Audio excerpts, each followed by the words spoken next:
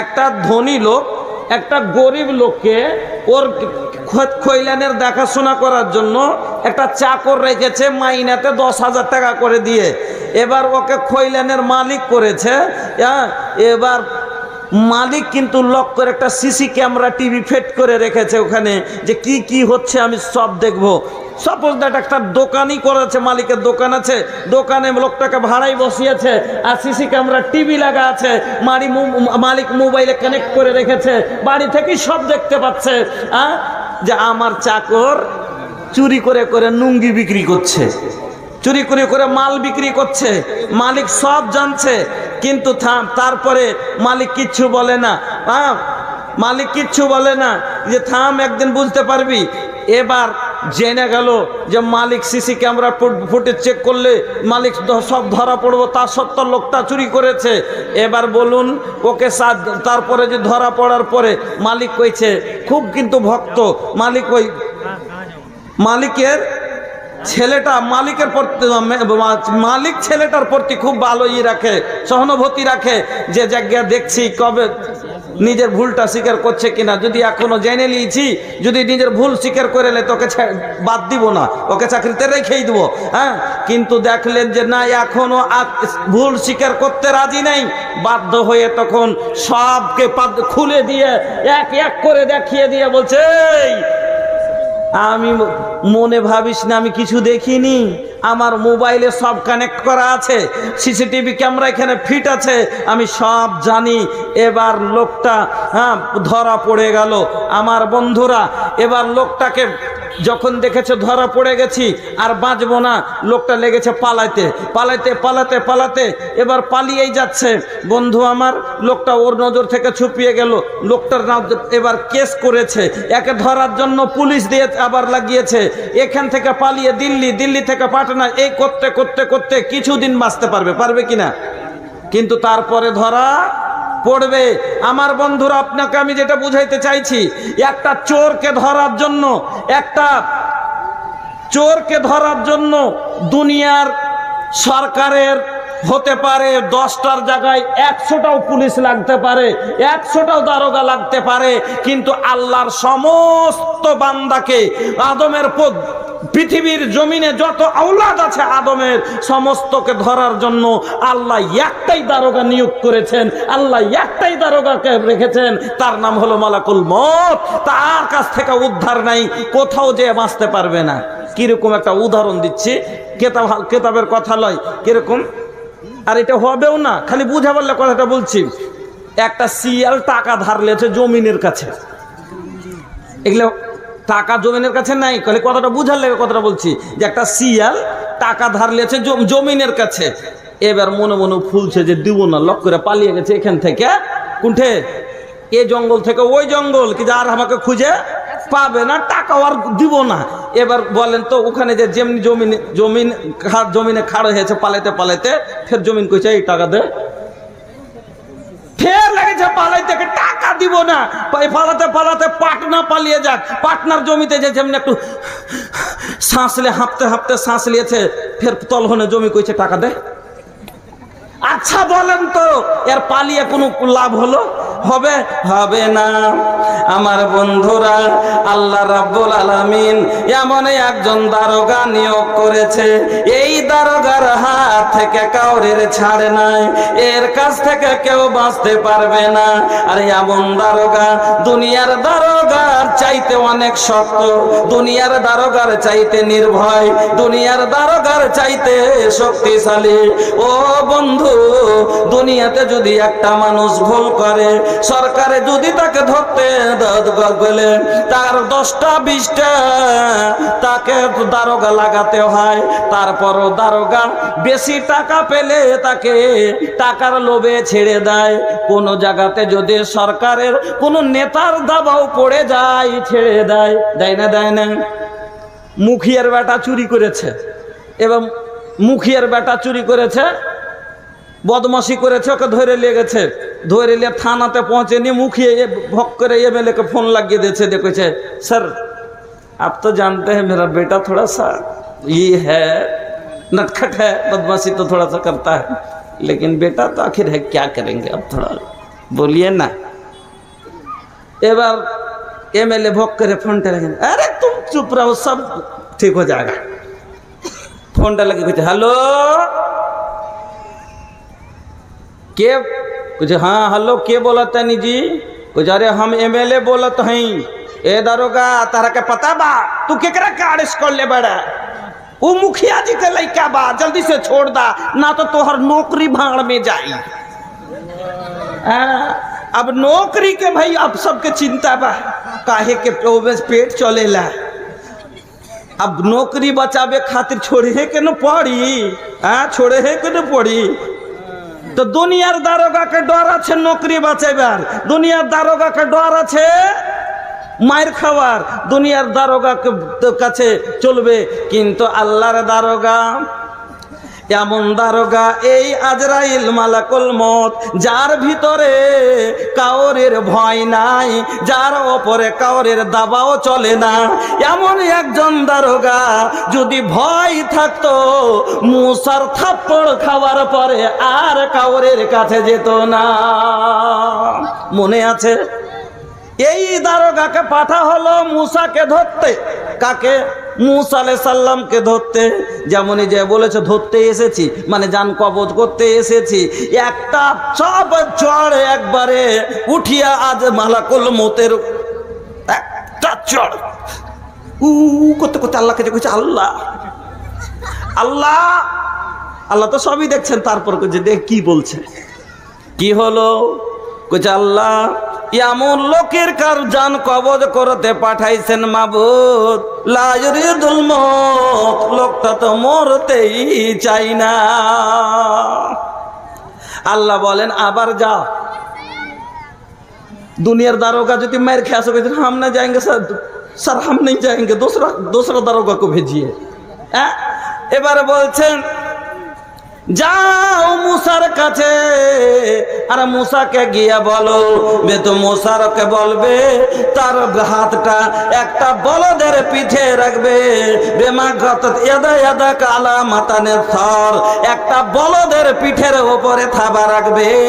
এই হাতের তলে যতগুলো লুম দাবা পড়বে, প্রত্যেক লুমে আমি মুসার আয়ু 1 বছর বাড়িয়ে দিলাম। চলে গেলেন মুসার কাছে। মুসাকে গিয়ে বলছেন ইয়া মুসা শোনো তুমি এই কাজ করো। বলে তাহলে কি হবে? বলে যতটি লুমদাবা পড়বে অত বছর বাঁচবে। বলে তারপরে কি হবে? না তো আমি আসবো তোমার জান কবজ করব। মুসা বুঝে গেলেন মরতেই হবে, কোনো উপায় নাই। আমার বন্ধুরা কোনো উপায় নাই। আপনারা সকলে জানেন মরণ কাউকে ছাড়ে না, মরণ দোহাই মানে না। মরণের ডাক এলে যেতে হবে সবাকে ফেলে, আমল ছাড়া কিছু তোমার সঙ্গে যাবে না। আমার বন্ধুরা তাহলে বুঝতে পারলেন 1 নম্বরে যে ওর এমন দারোগা যার ভিতরে কোনো ভয় নাই।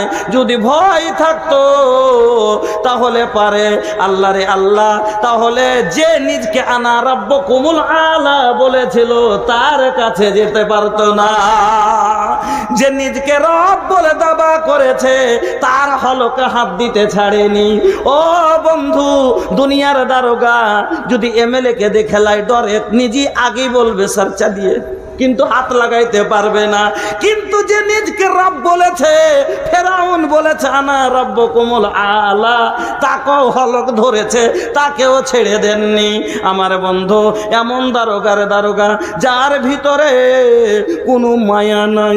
যদি মায়া থাকতো রে 1 ঘন্টা আগে মা বাচ্চা জন্ম দিয়েছে, মা একটু পরে মাকে ধরে নিয়ে গেল, মায়াও লাগে না। এই সন্তান মা বলে কান্না করলে সন্তানের মুখে কে দুধ দেবে? এই সন্তানটার দেখছো না কে করবে? বাজান গো মরে না মরে না এইরকম দেখাও ছাড়ে না। ছোট ছোট বাচ্চা আছে, বাবা কামাই করা ছাড়া অন্য কিছু আর কেউ নেই, বাবাকে ধরে নিয়ে যায়, অ্যাক্সিডেন্ট করে মরে গেল। বন্ধু আমার তাকেও ছেড়ে দেয়নি, তার ভিতরে কোনো মায়া নাই, তার ভিতরে কোনো ঘৃণা নাই। যদি ঘৃণ থাকতো তাহলে এই আগলা পাগলা গোলাও এই পচা লোকগুলোর কোনো মরণ হতো না, তাকেও ছেড়ে দেন না। ও বাজান, তাহলে বুঝতে পারলেন আমাদের কোনো উদ্ধার নাই, বাঁচতেই পারি না। তাহলে বুদ্ধিমানই হলো এটাই যে মালিকের নজর থেকে যখন বাঁচতেই পারবো না, তাহলে নিজকে আত্মসমর্পণ করে দেওয়া, নিজকে সারেন্ডার করে দেওয়া, আর দিয়া মালিককে বলে, মালিক আমি অজ্ঞ মূর্খ, মালিক গো আমার ভুল হয়ে গেছে, এই আল্লাহ তুমি আমাকে মাফ করে দাও। আল্লাহ বলছেন আস্তাগফিরুল্লাহ, তোমরা আমার কাছে ইস্তেগফার করো, তোমার আল্লাহর কাছে ইস্তেগফার করো।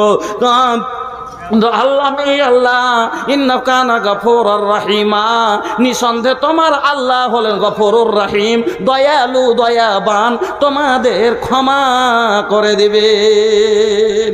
তারপরে আমার আল্লাহ বলছেন তুবু ইলাল্লাহি জামিআন ইয়া আইয়ুহাল মুমিনুনা লাআল্লাকুম তুফলিহুন।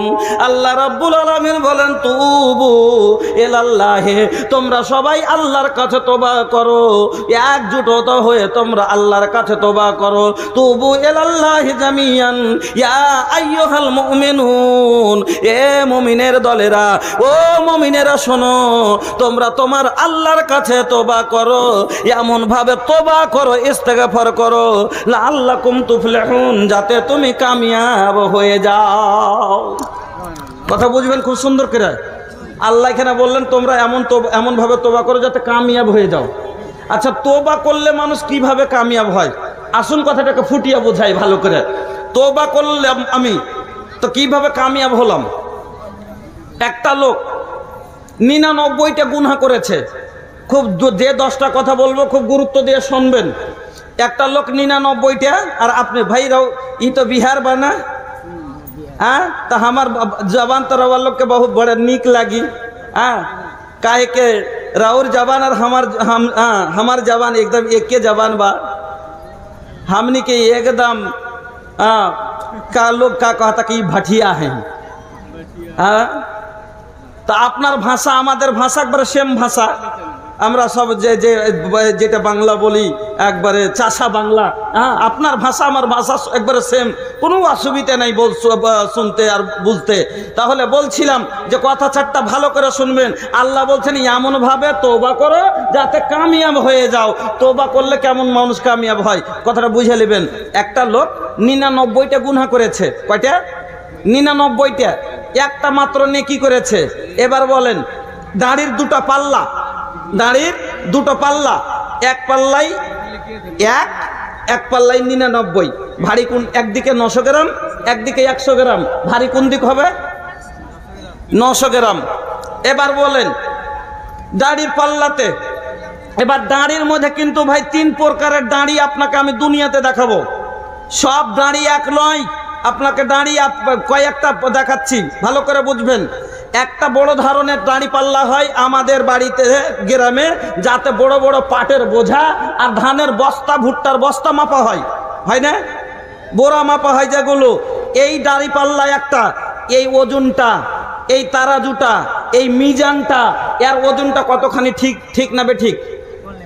ঠিকই হারখে গ্রামের যে আছে কিনা, তো ওজন ভালো নেই, একবারে সহি কাঁটা করে। আপনি জানেন জীবনও করে না? জীবনও করলে আচ্ছা, আপনার পাট ভুট্টার বোরাতে কোনোদিন দেখেছেন যে লিখেছে 61 কেজি 150 গ্রাম? আপনি একটাও খাতা দেখাতে পারবেন আমাকে যে আপনার 100 প্যাকেট আপনি ভুট্টা দিয়েছেন, কোন প্যাকেটে 100 গ্রাম বা 150 গ্রাম বা 50 গ্রাম এক লেখা আছে, বেশি কম আছে? নাই ভাই। 61 কেজি 62 কেজি, মানে কেজির ওইদিক ওদিক লয়। এর মানে এই দাড়ি সহি লয়, কারণ এই দাড়িতে দুটাও দানা বেশি আছে, কম বেশি অবশ্যই আছে। তাহলে এই দাড়ি সহি লয়। এই দাড়ির চাইতে যদি 100 গ্রাম 150 গ্রাম জিনিস দেওয়া যায়, কোনো লাভেই আসবে না। এত বড় দাড়িতে ওজনে বোঝা যাবে না। আর 100 গ্রাম 150 গ্রাম জিনিসে, আচ্ছা ভাই এটা হলো ভুট্টা 20 টাকা কেজি, এজন্য কিন্তু ওই জিনিস ওই তারাজুতে যদি সোনা লাপা যায় তাহলে ফরক পড়বে না? পড়বে না? 1 পোয়া সোনার দাম কত? কথা বুঝবেন ভালো করে। দাড়ি একটা জিনিস মাপার জিনিস, ধান এতটি চলে যাক, ব্যথা নাই, যাবে, ব্যথা লাগবে না। কিন্তু সোনার দানা যদি একটা এত বড় ধানের সমান যাই, ব্যথা লাগবে না? লাগবে না। এর দাম কতখানি? তো ওজন তারাজু এটা ঠিক নাই। এবার আপনার বাড়িতে একটা তারাজু আছে যাতে দুধ 1 কেজি থেকে নিয়ে 5 কেজি মাপেন, এতে যদি 4টা চাইলের দানা বেশি হয় বা সরিষার দানা বেশি হয়, ধরা যায়? যায় না। সরিষার দানা বেশি হলে ধরা যায় না। এই কিন্তু স্বর্ণকারের দোকানে দেখবেন একটা ছোট একটা তারাজু আছে, এতে একটা চাইলের সমান পরিমাণ জিনিস হলো